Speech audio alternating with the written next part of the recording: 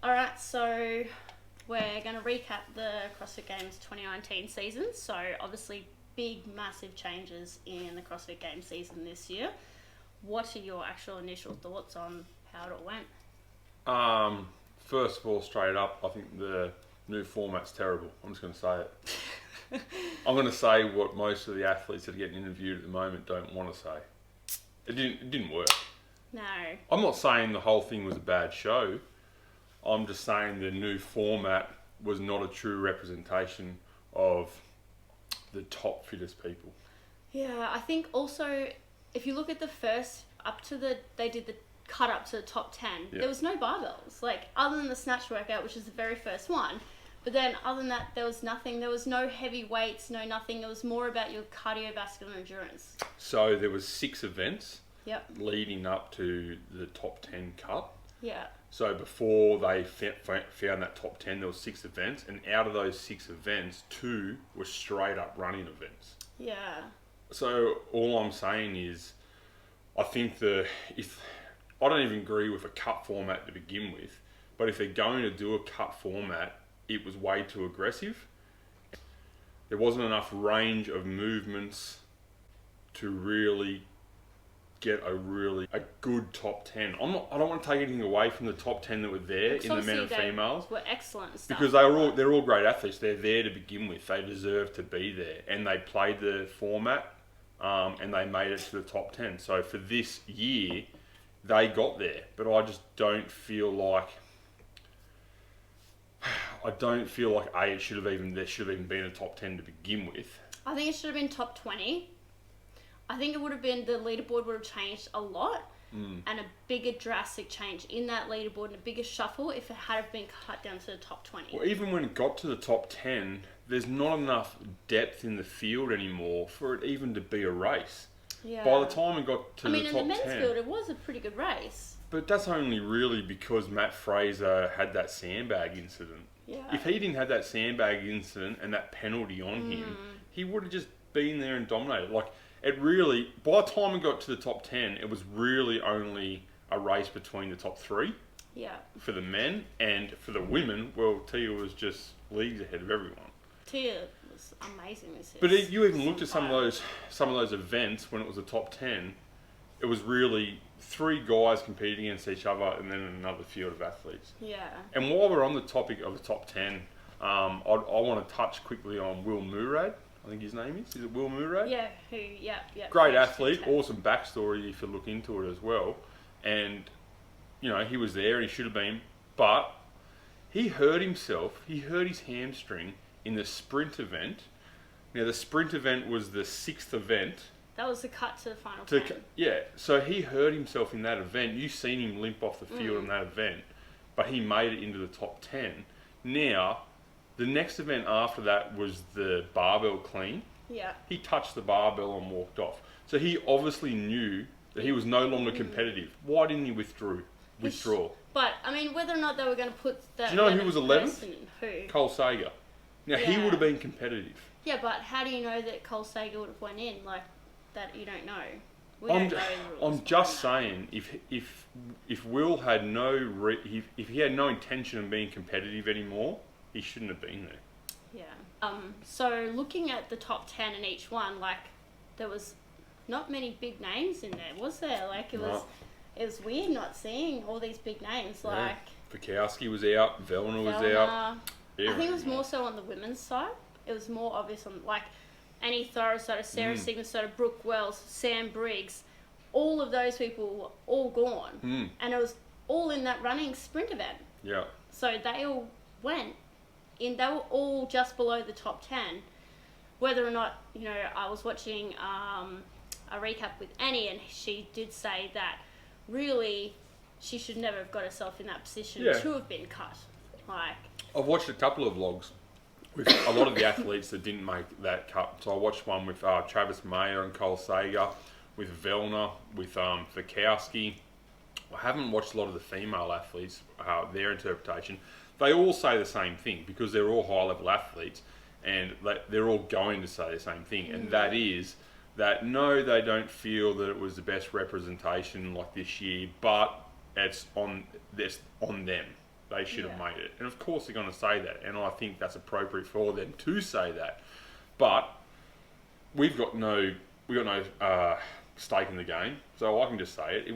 I don't think it was run correctly. Yeah. And I think there will be adjustments. I think that everyone can see the problem in it. But whether or not they're going to listen to the feedback, so... Yeah. As I'm saying this, I at the same time, I feel bad about saying it because I don't want to take anything away from the top 10. You know, they're all great athletes. They all deserve to be there. Each of them did exceptionally well, so... But I just think without that depth and with that aggressive cut, you don't get to see that average out over the weekend. Like, you don't get to see any comeback stories. Like, we've seen Vellner in the past years come back from, like, 20th Well, they usually call Saturday moving day. Exactly, No one got to move. Rich Froning, if you replayed his years on the podium to this year, he wouldn't have made the cuts. Because he always comes back. Yeah.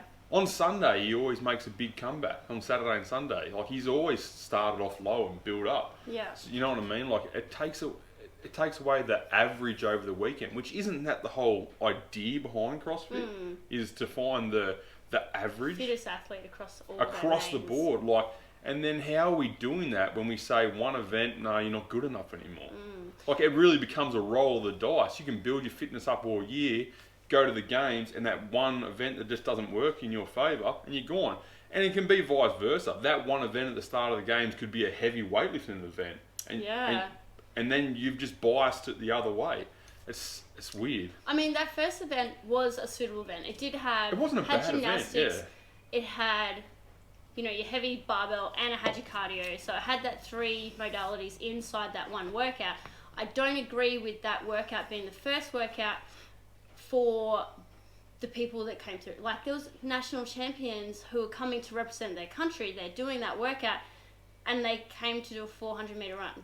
Like, they didn't even, half of those people couldn't even do a rope climb. But that's their fault.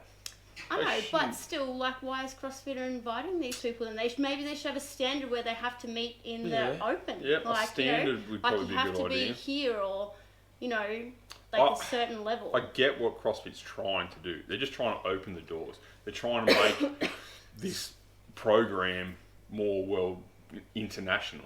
Yeah. They're trying to broaden their scope. Yeah. And 10 years from now, we might look back to this year as a pivotal moment where it really did change and become bigger. But right now, it's hard to look at it that way because it feels like we're taking something away. Like, it just got so well run. One good thing I think that would cut, if I had been at the games this year like we were back in 2017, when we went in 2017, you don't see any athletes. You don't get to even see them. Like, they literally shepherd in and out and they're doing their stuff all weekend. But with these cuts, they were out interacting with everyone. You saw so many more photos of people and stuff. So the spectators who are there, they get to really reap the benefits of the cuts, I definitely think. However, I still, think it's very unfair on those athletes who didn't get to portray. Maybe cut them at the end of the day. Do a whole day of workouts, then do a cut. Whole day of workouts, then do a second cut. At the end of each day. That so might rather than a cut after one workout in one day. I just think that... I don't think the workouts were bad. I liked a lot of the workouts. But for what they were trying to achieve this year, I think they could have been better. In the sense that... They weren't exciting. I don't even care about exciting. I don't see enough diversity in the programming to...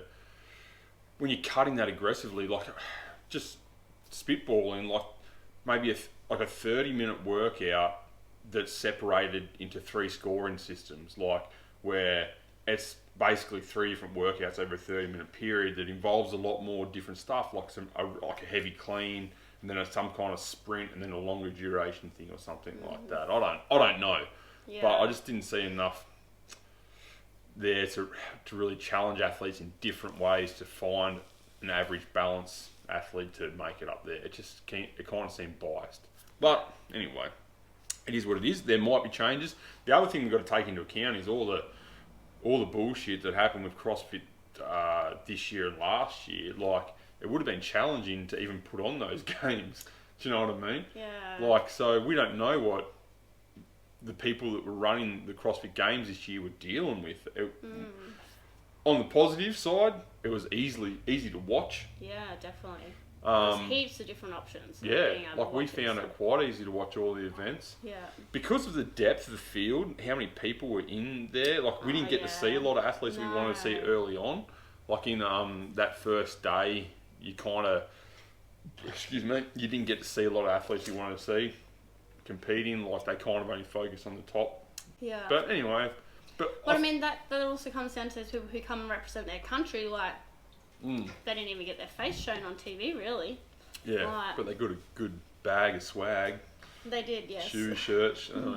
Just go for the gear. I don't know if I'd pay $5,000 return tickets but like to get I said to a you couple earlier, of shirts. They're probably like, if you got a ticket to the CrossFit Games and you were intending on going to watch one day, I would go and claim my ticket and get my free merch and walk around with my merch on with my name on it all weekend and enjoy the CrossFit Games. Like, I think there's a lot of fine tuning to be done if they're going to keep this kind of format, and that'll take years. I think it won't just be better next year. It'll take a handful of years before this kind of fine tunes itself.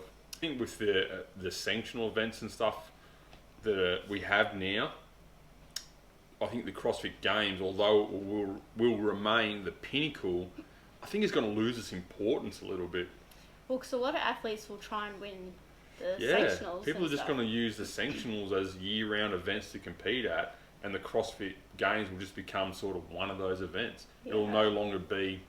It will always be a bigger event, but I don't think it'll be like. And especially after seeing what happened this year, athletes aren't going to put all their money into that. Like one basket. Like I've got to get here. It'll be more spread out over the year. What would be really cool actually is if, like, with all the sanctions and stuff, you get a ranking, like how you do in tennis. Or the PGA. Yeah. And they have an overall ranking I've based heard how of this before. People have talked stuff. about it in the past. Maybe in the future. Who knows? Anyway, let's talk about some individual athletes. Well, just the one person that we knew that was there, Matt McLeod. Yeah. So that was awesome. What did he end up coming? Seventh. So that was great to see him kick ass in the first time we got there. Rookie year, 2 wins, in the water. 2 event wins, which is like most people, like James Newbury, for example, only won his first ever event, so did Noah Olsen this year, and they've been to the games heaps of times, and Matt McLeod won 2, Two in his debut, which is amazing. Yeah, so he did really well. I think he's got a big season ahead of him. He trains very, very, very hard. Hopefully we can catch up with him again soon. Well, we're seeing him in October. And Newbury, another Australian, so 2 Australians in the top 10. In the men's side, that's usually not heard of. Yep. Yeah. What was that workout where it was 2 workouts back to back? The ringer. Yeah, the ringer and ringer 2, and he won the first one. But that was purposeful. He annihilated himself on that to win that event, I think. But I think he done it on purpose. Yeah. Just go for the money. Why wouldn't you? Yeah. like he was in a position where you're not going to podium. There's no chance of podium. Go for the win. Plus, it helped to like break up points between the field as well. So. Yeah, so I think he done a great job there. But it was absolutely ruined for the next. And it was cool. I think it was good just to see someone just go full ham. Like everyone was sort of holding back a little bit, and he nearly broke that assault bike in half. So that was pretty good to see. Tia this year, she just crushed it. But it wasn't exciting. It didn't even look like she was excited to win. Do you know what I mean? No, I think Tia has a very good poker face. No, in past years she's been much more emotional. This year, that's probably because she was highly stressed about being so close. I really think she was just playing it professional, and I think that she didn't like the format. From multiple interviews after events, I got the sense that she was just like, she wanted a contest, and she didn't feel like she had it. I think not because the girls in the top 10 again didn't deserve to be there, but there was no depth in the field, so there was no outliers to challenge her in events. She just dominated, and she wanted a competition.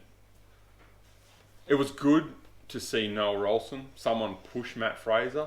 Like I said again, he lost a lot of points because of the sandbag event. He would have been a lot further ahead on the scoreboard if it wasn't for that. But that was the choice he made when he dropped his sandbag. But regardless of even that point difference, that last day or those last sort of 5 events over the day, 2 days or whatever, Noel Rolson was always right there. So it was great to see someone finally pushing him. It was great to see that Matt Fraser can be beaten. Well, I was watching an interview with Matt Fraser, and he said they asked if he was at any point worried that he was going to not win, and he said that like the whole weekend, even before he went, he was concerned about it. So and then obviously back and forth after he lost his lead, he knew that he had to give it everything he got, like, and just wreck himself in each workout. And Noah Rolson's cool. Like, I've always liked Noah. He's matured a lot in the last few years, and I think he definitely deserved to be there. He trains harder than anybody else, so it was awesome to see. And then BKG, that was awesome. Yeah, and that event Mary. Yeah. Between him and Kari Pearce, Him. Noah Rolson and Kari Pearce. Oh, Kari Pearce still. They both won the Mary events. Yeah. But then Kari Pearce beat all the guys and all the girls with her score. Insane. Yeah, and she smashed it. There's no difference in the workout between guys and girls. I don't think she ever broke up any of her pull-ups. Yet she belly flopped on a toe string. What's going on there? Yeah. I don't know. I think she slipped out of the rings. I think her grip just gave. That's what I'm saying. Yeah. She could hold on to all those pull-ups, but maybe because her arms were probably fried after doing all those pull-ups. That was a good fail. That one. That was good. Yeah. That's Didn't even catch herself. Just. That's what we all look like. The clean. That was cool. That was probably the best event. We've done Ollie comps before, and that was really good. That was the best event to watch, I felt. We'll talk more in a minute about how that event went down, but it was exciting, and I loved the new format of the way they'd done it.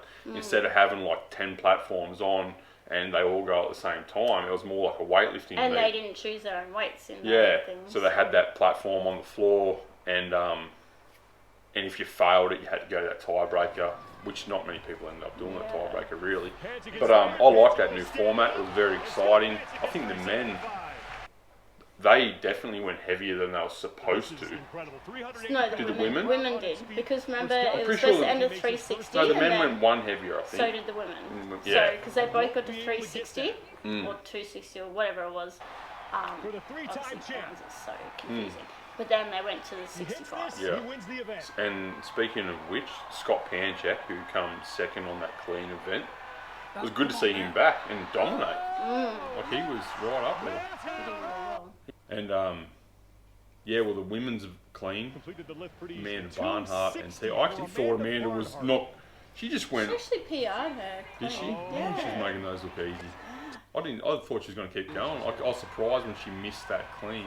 But don't forget, she's also had rolled her ankle. But I just mean she looks so strong, and then all of a sudden just lost it. But that last one that she did before she lost it was a PR. Okay. But anyway, very exciting event, that one. That was good to watch. I was almost expecting her to power clean the whole way through. I reckon she could have power cleaned a few more than she did. Because even her full clean, she was catching high and riding them down. So, anyway, it was pretty awesome, that one. If you've got time to watch any other videos by any other vloggers, I recommend getting onto Rory McKernan's vlog and watching his interview with Patrick Vellner. I saw that one where they're just sitting outside of the house having a chat. But I thought Patrick Vellner's insight into the structure of the CrossFit Games this year was probably the most insightful of anyone else I've heard from. And very similar to what we've been talking about, how it was probably just a bit too aggressive and not diverse enough. But I recommend that video if anyone wants to watch it. It's a really good insight. And most of those athletes all said that they're not going anywhere. They're going to stick around because this is going to play itself out over a few years. But I think, again, from watching these other athletes talk, they're probably not going to put as much weight on the CrossFit Games anymore, and they're going to do a lot more sanctionals and stuff. Well, there's a lot of sanctionals that they can choose from now, so it was good to see that Hunter McIntyre said he's coming back. Oh yeah, so Hunter McIntyre, that's a good one. The wild card. Disappointed he didn't get through a little bit further. I reckon he would have annihilated that ruck run. But this is what I'm talking about with the workouts. Like, you only have to change a couple of workouts from day 1 to day 2 or whatever, and then all of a sudden the field of whole people leaderboard, changes. Yeah. So how is it fair? It's not. Because so when was the ruck run? Was it on day 2? Yeah. Was it the first event on day 2? Yeah, I'm pretty sure it was. Yes. So imagine if instead of the ruck run being the first event on day 2, it was the second event on day 1. Hunter would have demolished them on that event. Yeah. He all of a sudden would have been right up the top 10 in the bloody leaderboard. Yeah. I was always a fan of Hunter. I liked the wild card idea, and I was really keen to see him at the games, and I really wanted to see him go a bit further. I was surprised that he said that he's going to try to get back there through the normal... Have you watched his interview with Rory? No, I haven't. Oh, okay. So in the I do interview, know what happened though. He said that he's now obviously all the training is done building up to the CrossFit Games. Like he could either go back to his Spartan racing, But he'd have to lose like 20 pounds or something. Yeah, heaps and heaps of weight. So at the moment, his body is designed to do CrossFit. And He's been going hard at it for like over a year now. Yeah. So I mean, and look how well he. I mean, he didn't do shit. No. He didn't get knocked out in the first round. No. And like we said, a couple of events different would have... Yeah. So I think that another year of training under his belt and experience and stuff, in another couple of years, he will be pretty good. Because he obviously has that workhorse mentality. He's going to go... I reckon he's going to go sanctional mad this year. He's just going to go to them all. Well, he's got the money. He's got the money. He's got the... He's got the time. The sponsors. Yeah, he's got the sponsors. So... But he's fun too. Like he's a bit like the Sean Sweeney, but on another level again. Like just next level. Yeah. And I think the more comfortable he gets in that realm of CrossFit people, his personality will really come out. And CrossFit needs some more personalities, especially in the men. He did say that he found there was the biggest difference between his Spartan racing and coming to the CrossFit Games was that in Spartan racing he knows everyone's so bubbly and nice, and whereas in CrossFit everyone's super serious and like is segregated in their groups, and that's it. Yeah. So. And I think we also just need some shit talkers. Like Josh Bridges was a great shit talker, and he's gone. There's no one else there just talking well, hopefully rubbish. he comes back. He did say something on one of his podcasts recently. I just don't know. I don't know if he can. I'm honestly not sure he can. He'll come back. He's an amazing athlete and one of my favourites. I've heard him on podcasts say he's not interested in doing teams. No. I love him and always have. He's been one of my favourites always. But even towards before his knee injury and stuff like that, he was starting to... I want Dan Bailey to come back. He was just starting to not be up there anymore, and I just don't know if after this injury he can come back from it. Remember how upset Jack was that the 2017 games Josh Bridges didn't do that well. Yeah. But we'll see what happens. Hopefully he can. I don't think Dan Bailey will come back either, to be honest. He's had so many surgeries and that, and I know, he's still pretty fit. Yeah. So I mean, did you notice how none of the events really went into the night either? No. So I mean, the year that we went there, we weren't leaving the stadium until 9 o'clock at night. Yeah, and I think they'll finish in the afternoon. Yeah, like Coliseum stuff. Like, we were in the Coliseum and events weren't finishing until 8:30 at night, and then we were leaving. By the time we get back to our hotel, it was like 9 p.m. But yeah, this year they were finishing around 4, 5 o'clock each day. Yeah. So obviously that's our take on like this year's CrossFit Games and stuff. So like next year we're hoping to actually go back to the CrossFit Games and watch. Maybe. I wouldn't mind going to Waterpalooza. Yeah, but that's it's pretty. February. Yeah, no, I'm not going to make that one. So we'll most likely go back to the Games next year and then do Waterpalooza the year after. But yeah, at the moment, what are our plans? So just we'll go to the Torium Pro.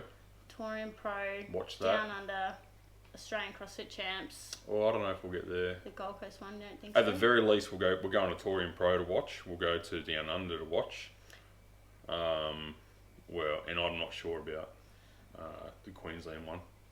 Yeah, I wouldn't mind maybe if we can afford it to go to the China one. Maybe. Yeah.